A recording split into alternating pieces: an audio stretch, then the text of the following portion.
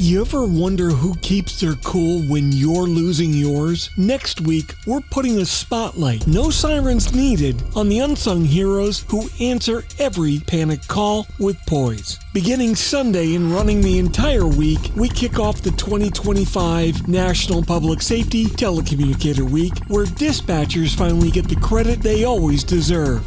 That's coming up next on TiPS Today in Public Safety. Welcome to TiPS Today in Public Safety, your go-to podcast for today's breaking stories and public safety news. Here's your host, Fletch, with today's tips. Welcome to TiPS Today in Public Safety. This is Fletch. I'm an E&P and I'm Vice President of Public Safety Solutions at 911 Inform. 3 times a week I bring you the latest, most informative, and sometimes controversial takes on emergency communications. Today we're going to take a deep dive into the National Public Safety Telecommunicators Week and how you can show a little bit of love to your local first responders that sit behind the headset. All right, friends, put your smartphones down for a second and lean in. It's National Public Safety Telecommunicators Week, starting on Sunday, or as I like to call it, Finally Someone Noticed These People Week. Now, for those of you who are not in the business, or never have been, public safety telecommunicators are the calm voices that sit on the line when your cat's stuck in a tree, your neighbor's setting off fireworks in February, or your house is actually on fire.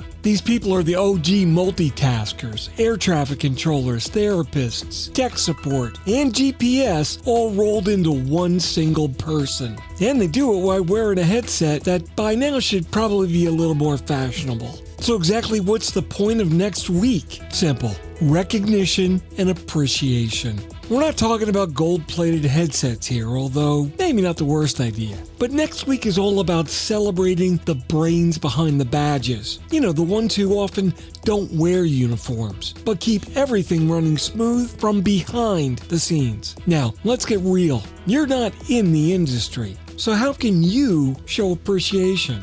Well, it's really not that hard. For citizens, donuts? Classic, but maybe check with the crew first. Gluten-free dispatchers do exist, and because of their messed up shift schedule, these folks often try to eat healthy. Even better, what about a thank you card? Even better. By the way, super big bonus points if it's handmade. Have your kids draw a picture of a dispatcher as a superhero. After all, that's exactly what these folks are. What about businesses? Hey folks, you got budget for community service, so use the damn thing.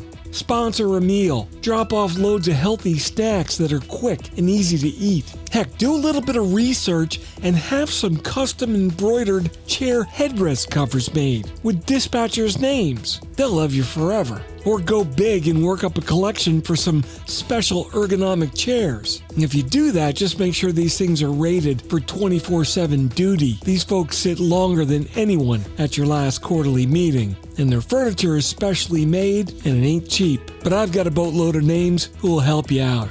But wait a second, Fletch, who are my local dispatchers? Where are they? Spoiler alert, don't call 911 to find out. That's a sure way to get a visit from the people that they work with. And if you don't have an emergency, it's actually illegal. Instead, do a little bit of research. Look up your town or county non-emergency number, or check your city's website or social media. Trust me, it's there. Most likely right under public notices. You know, the section you never read. But while you're thinking about next week, think about support year-round. Should you do it? Hell yeah, please.